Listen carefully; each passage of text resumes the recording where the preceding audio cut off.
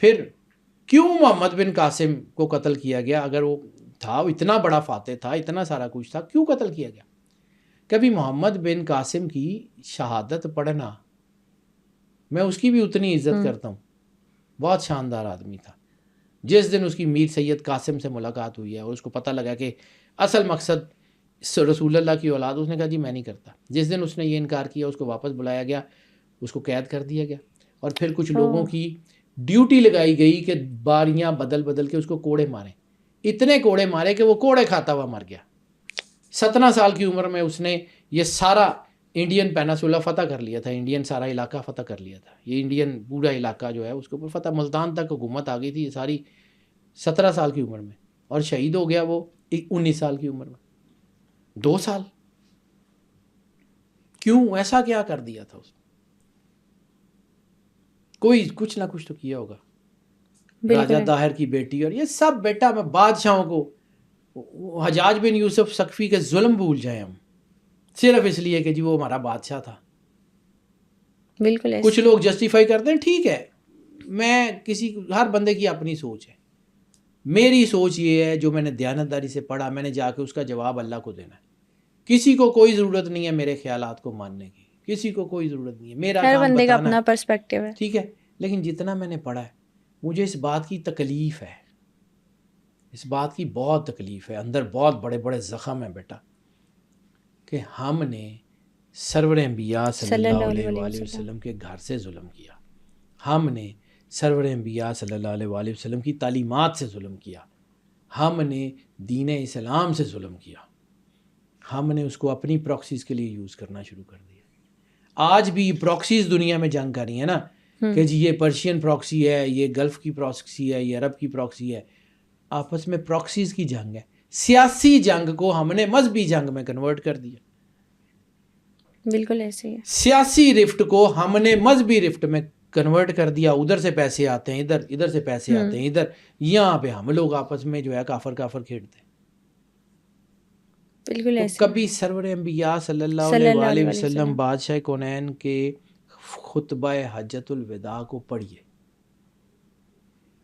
یہ جو ہم کافر کافر کافر کھیلتے ہیں، جی فلاں کافر، وہ فلاں کافر، وہ فلاں کافر. خطبہ حجۃ الوداع میں سرور انبیاء صلی اللہ علیہ وسلم نے 3 بار پوچھا ہے، کیا میں نے دین کا حق ادا کر دیا؟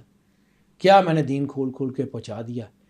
کیا میں نے تمہیں دین مکمل پہنچا دیا؟ 3 بار صحابہ کرام کا اتنا بڑا مجمع خطبہ حجۃ الوداع میں انہوں نے کہا بے شک یا رسول اللہ، آپ نے ہمیں دین جو ہے اس کا حق ادا کر دیا، بے شک آپ نے دین کھول کھول کے پہنچا دیا، بے شک آپ نے دین کو مکمل طور پہ پہنچا دیا. تو اس کے بعد کے جملے کہ مجھے تم سے اس بات کا کوئی ڈر نہیں ہے کہ میرے بعد تم شرک کا شکار ہو جاؤ گے. دین کو اتنا کھول کے سرور انبیاء نے بتا دیا. اس کے بعد سن 61 ہجری میں جو ہے وہ اسلام کی باؤنڈریز اتنی مضبوط مولا حسین علیہ الصلوۃ والسلام نے کر دی، کفر کی تو گنجائش ہی نہیں رہتی. اگلا جملہ جہاں پہ رولا ہے کہ مجھے صرف تم سے اس بات کا ڈر ہے کہ میرے بعد تمہارا قبلہ مال ہوگا. سرور انبیاء صلی اللہ علیہ وسلم کی ایک حدیث ہے جو مستند ہے، صحیح ہے، ان میں بھی ہے، بخاری مسلم ترمذی نسائی میں موجود ہے. بالکل اس کی مستند اور متواتر سندیں ہیں کہ ہر امت کے لیے کوئی فتنہ ہوتا ہے اور میری امت کا فتنہ مال ہے. تو پیسے دے کے پتر کوئی بھی فتویٰ نکالا جا سکتا ہے، بالکل صحیح بات، کسی بھی چیز کا کچھ بھی کروایا جا سکتا ہے.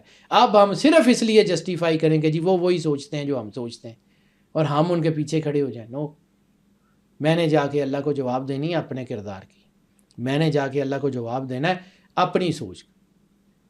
اب وہ سوچ کسی کے ساتھ ملتی ہے نہیں ملتی، میں جا کے اللہ کو کہوں گا کہ مالک جتنی تو نے مجھے عقل سمجھ فراست دی تھی، جتنی تو نے دی تھی، میں نے اس کو دیانتداری سے استعمال کیا، دیانتداری سے استعمال کیا ہے، کوئی تعصب کی اینک لگائے بغیر. مالک میرے پاس یہ جواب ہے، میرا خیال ہے کہ میں جسٹیفائیڈ ہوں. بالکل ایسے ہی ہے. جب ہم چیزوں کو اپنے پرسپیکٹیو سے کہ جی یہ میری طرح نہیں سوچتا، اس کو مار دو، اور نہیں جی یہ ساڈے والے عقیدے نہیں مانتا، اینو قتل کر دو. جب ہمارے اندر رواداری پرویل ہے ہی نہیں، کر ہی نہیں رہی، تو ہم نے آگے کہاں بڑھنا ہے؟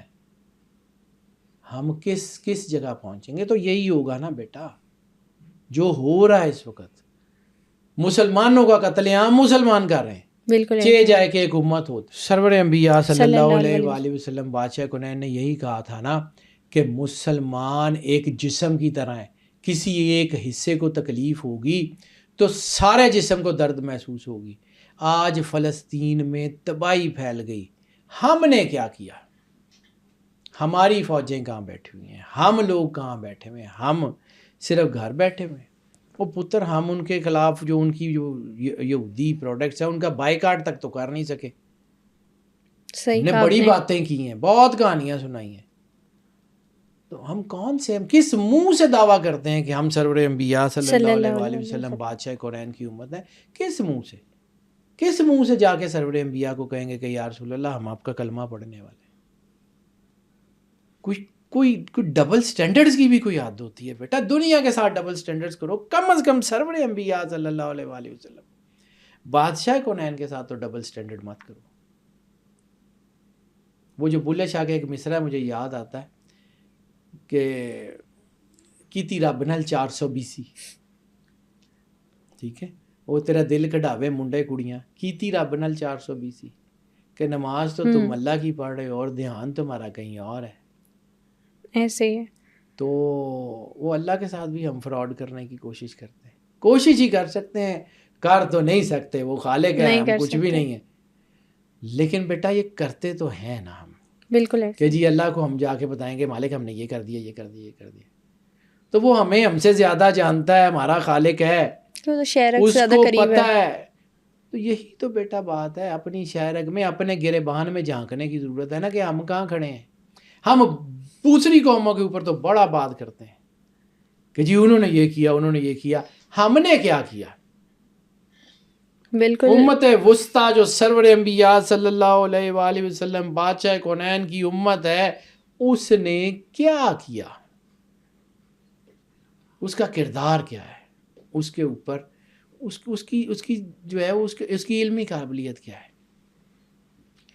جو بھی بندہ کو بات کرتا ہے اس کو مار دیا جاتا ہے کہیں یہ آگے نہ آئے. بالکل ایسے ہی. اور پراکسیز میں نے آپ کو کہا تھا کہ وہ ہسٹری آف ٹریٹرز ضرور پڑھیں، وہ 8 والیومز میں کتاب ہے. ہسٹری آف ٹریٹرز میں بڑے خوبصورت چیزیں بھی ہیں. اب لوگ کہتے ہیں کہ جی وہ ہسٹری کی تاریخ ہے جی وہ نہیں ہوتی. تو بیٹا کچھ نہ کچھ تو اس کے اندر کچھ نہ کچھ تو ہوتا ہے نا. وہ ٹاپک پھر وہیں رہ گیا. اگر ہم بار بار میں اس کے واقعات سنا سکتا ہوں آپ کو، لیکن میرا دل نہیں کرتا کہ میں آپ کو وہ واقعات ریپیٹڈ سناؤں. میں اس کا جو کرکس ہے وہ بتانے کی کوشش کر رہا ہوں کہ بیٹا وہ قومیں اسی لیے برباد ہوئی. بنی اسرائیل اتنی محبوب قوم، اللہ نے وعدہ کیا میں گھر بھی دوں گا، پرومسڈ لینڈ کا وعدہ کیا، پھر بھٹکا دیا. کیوں؟ وہ بار بار نافرمانی کر رہے تھے. ہم کیا کریں؟